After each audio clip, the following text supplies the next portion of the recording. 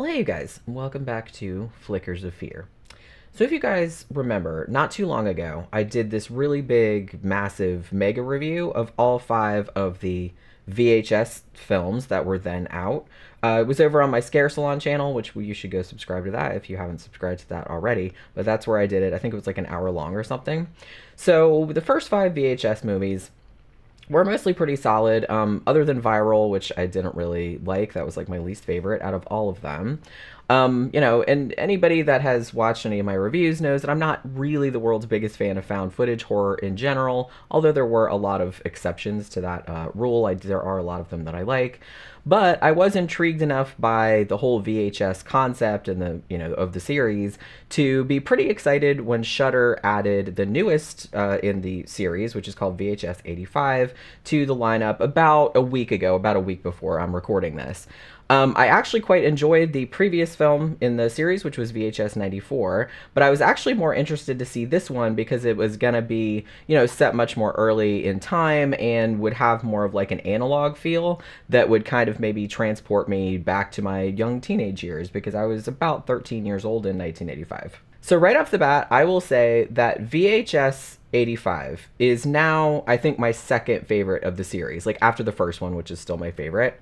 And although a couple of the segments in this were just sort of okay, the bulk of the movie really kind of just went for it and made up for the slightly weaker bits with just a whole bunch of gore, really good storytelling, and some kind of like surprising twists and turns that really kind of kept you on your toes. So just like the previous VHS movies, you got a couple of horror kind of heavy hitters represented here as far as directors go.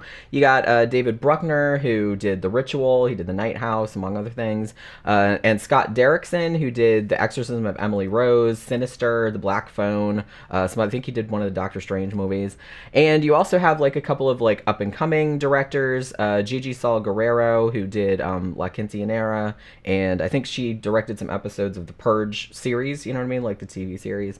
You got Natasha Kermani, who did Lucky, which was actually like a pretty decent film, and Mike P. Nelson, who did the Wrong Turn movie from 2021. So this time out, the wraparound story is really kind of just more of a segment in its own right, which I kind of feel like they were getting away from the wraparounds by the time 94 rolled around, which, honestly, that's fine with me. I mean, there's really only so many ways you can set up, hey, somebody found a cache of creepy old videotapes and watches them for some reason. So, just dispensing with the whole charade is like I said, that's totally fine with me.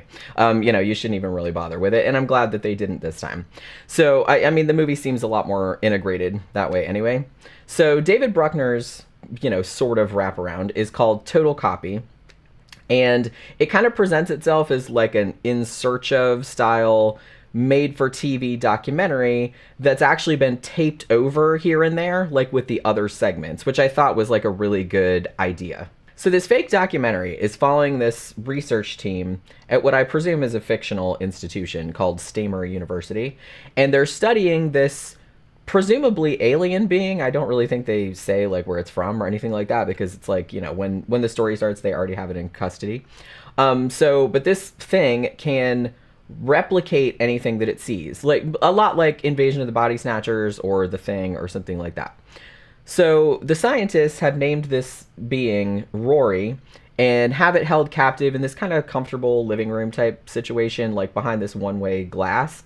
And they let it watch TV in there in the hopes that it will kind of like learn human culture and eventually be able to communicate with them. So after the narrator of this documentary hints that like some really horrifying shit is going to happen to these scientists like further down the line, we actually cut to the first proper segment of the movie, which is called No Wake, and it was directed by Mike P. Nelson. Now in this one, there's this kind of gang of young people like I have. They're all pretty likable. None of them are douchey or anything really.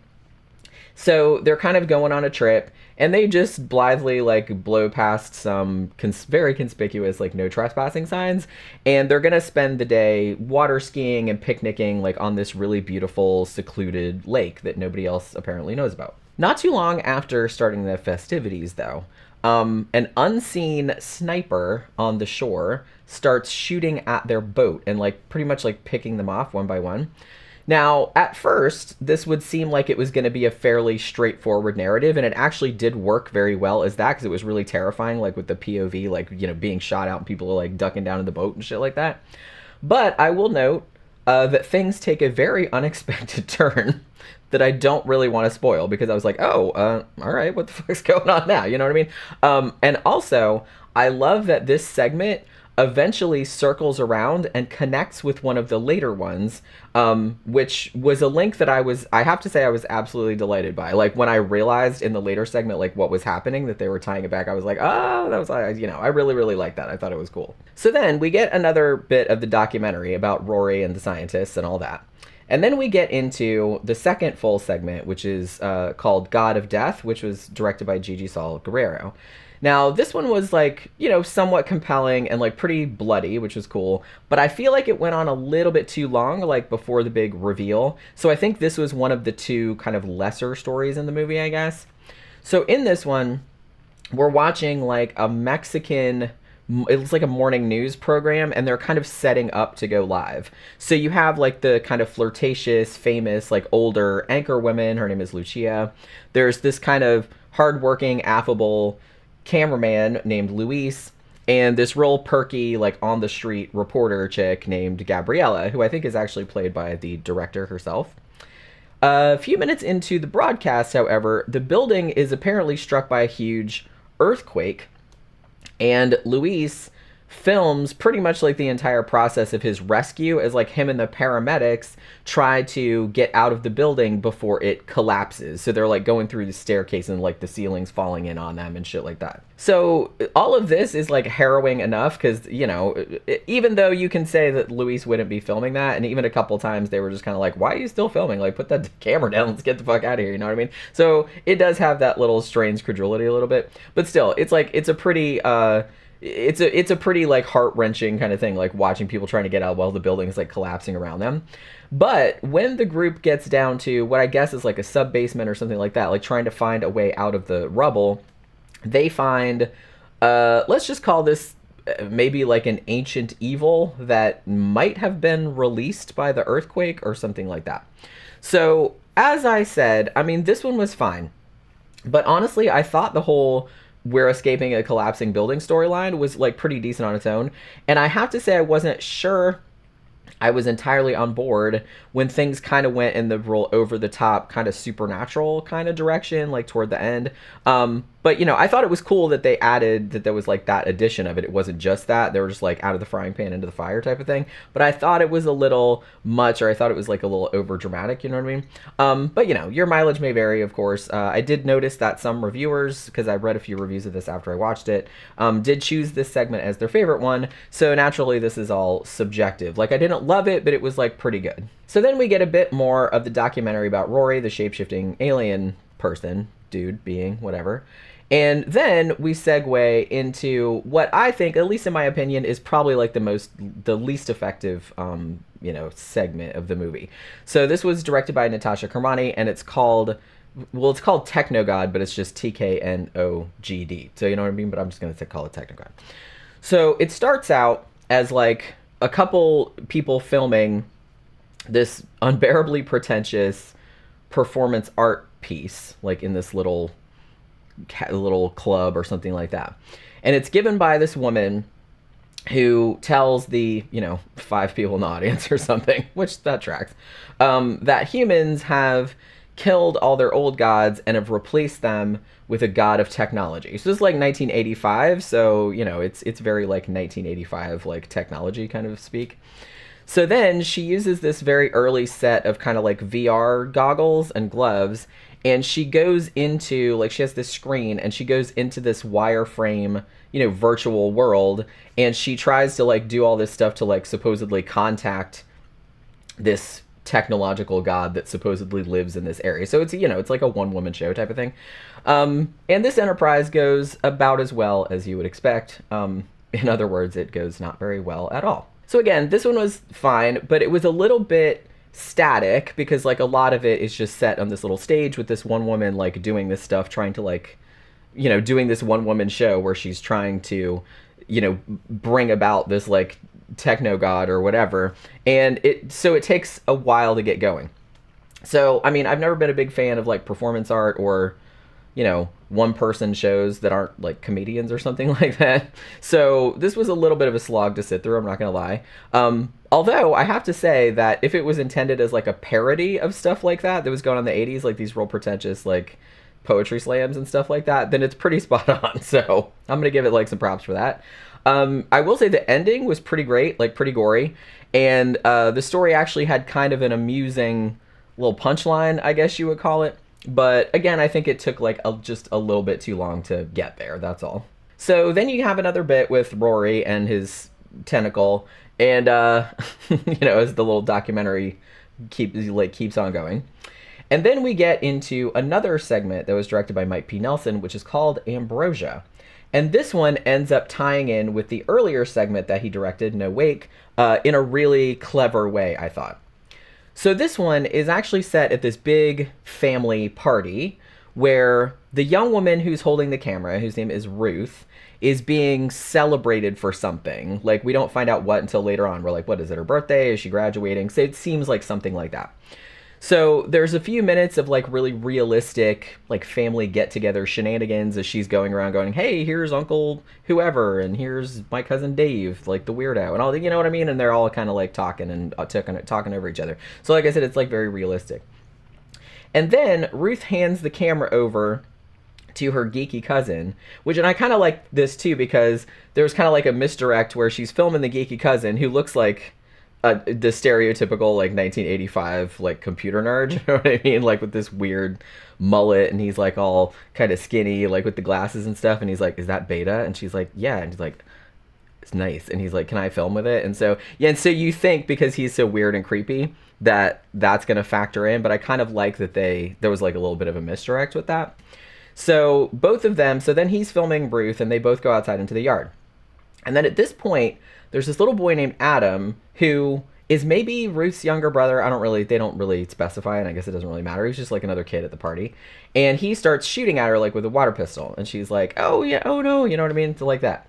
And then she's like, hey, where'd you get the water pistol from? That's pretty cool. And he says, oh, that lady in the RV gave it to me. And so we look, and she's like, what? Lady in an RV? What are you talking about? And then we look over, and we see the RV that belongs to the water skiing kids from the first story, from No Wake, kind of vanishing down the street. So as I said, I'm not going to spoil what the connection between them is or what's going on at this party. But I think I can guarantee that you probably will not be able to guess what it is. I mean, maybe you will. I don't really know. But I didn't. That's for sure. And so I think this is like absolutely one of those things where it's a lot better going into it if you don't have any foreknowledge of what's happening, because it's like a really good, surprising twist that I really in no way saw coming. And I thought it was like, and when it was kind of revealed, I was like, that was a really cool idea. You know what I mean? So then we get some more stuff with Rory and the researchers and everything. And then we get into the final kind of proper segment. Probably my favorite of the bunch. This was the one directed by Scott Derrickson. It's called Dream Kill. So in this one, we see at the very beginning, this woman getting like horribly murdered and mutilated from what you're led to presume is like the POV of the killer who broke into her house in the middle of the night, and she's on the phone because she can hear him downstairs. So she's like on the phone with 911, like, I can hear him, he's coming up the stairs, and all this other kind of stuff. So it's really good, like really suspenseful. And you're led to believe that the killer is maybe filming the entire encounter because we see everything from his point of view. But when the cops show up a little while later, like the main detective guy, whose name is Detective Wayne, he's pretty disturbed by this whole scene because he received a videotape of this exact crime happened in this exact house. In fact, like the same videotape that we thought we watched at the beginning of the segment. But he received this 3 days ago, which of course is impossible because the victim here has only been dead for a couple of hours. So then shortly after that, the cops get a second videotape, and that seemingly predicts another murder that follows like a few days later. So Wayne decides he's going to stake out like the public mailbox where they determined that these videotapes have been mailed from, and he ends up picking up this kind of soft-spoken goth kid named Gunther, and he's the one that's like spotted dropping the package into the box. So they bring him in, and he's kind of stoic, and everything like that. And he admits that he sent the tapes. Naturally, this would lead the cops to assume that this kid is the killer. Let's just say that the truth is a lot more bizarre than anything you might have anticipated. So yeah, this segment was great. It was really gruesome. It was really violent. It had a really great premise, like a great setup, like a lot of great suspense where you were just kind of like, it just kept you guessing the entire time, like what on earth is like going on this whole time. And it was just really good. And like the analog look at the shots in this segment in particular, like really enhanced the horror of this one. And I think it made good use of like switching between VHS tape kind of interspersed with different types of CCTV footage and things like that, like to keep it from getting too samey. So I thought that was like a good choice as well. So after Dreamkill is over, then the movie kind of reverts back to the quasi wraparound thing, which kind of shows the end of the documentary that explains what happened with the scientists that were studying Rory. So this was also like a pretty solid ending, very, very gory, which I thought was cool. And it wraps up with like a little kind of visual joke that actually kind of made me laugh out loud. Like when I saw it, I was like, okay, that was pretty funny. So yeah, I mean, all in all, I thought VHS 85 was just a hell of a lot of fun. It's easily my second favorite, like I said, of the, now 6 film series. It had a very consistent look. It's all set in the same year, and it was all like very analog looking, and it had a consistent tone too. All of the segments were more or less serious. There wasn't really much comedy in them, and I think that was like a big plus, because I'm kind of not, I know that a lot of anthology movies, like not all of them obviously, but a lot of anthology movies, horror anthologies, seem to feel like, oh, well, we need one segment that's kind of funny or that's like a horror comedy, and I'm like, no, you don't really need that. I think it like works better if all of the stories have the same tone to them, like, that are thematically relevant, kind of the same. Like, I think that flows better. So all of these were kind of like, they had like little funny moments in them, but none of them were like overly comedic, because I do kind of feel like some of the other VHS movies would have like scary one, oh, goofy funny one, and then scary one, you know what I mean? So this didn't really have that, so I was glad that that it had that. And I'm gonna say, like, all the stories here were definitely worth watching. And I'm gonna, like, even though God of Death and Techno God weren't, as awesome as the other ones, the remaining 3 stories and the wraparound, I kind of feel like they more than carried the weight of the whole film. So they could kind of make up for just these 2 being like, those were just okay, you know what I mean? Because the other ones was so good. So I just feel like this was a really entertaining, like, return to form for the series. Like I said, I thought it was even better than 94. And it just goes to show that I guess there's still some life in this premise yet. And honestly, I just read an article yesterday that said that this premiere on Shudder had been so successful, like even more successful than 94, which was at that time that came out the most successful, but now this one is, that they've already greenlit a 7th film, which I think is going to be more sci-fi oriented. It's going to be the same format, but it's going to be sci-fi, which I'm not as jazzed about because I'm not as into sci-fi as I am into horror, but I will probably still watch it anyway. But yeah, if you have Shudder, you can probably get this on Amazon Prime too as well, but I saw it on Shudder and that's where it premiered. And you like found footage, you like the VHS series, I definitely think this is one of the best entries in the series for sure. So that will do it for this Flickers of Fear. Hope you guys enjoyed. Remember, please like, share, subscribe, comment, all of that kind of stuff. And I will see you guys again on the next one. Bye.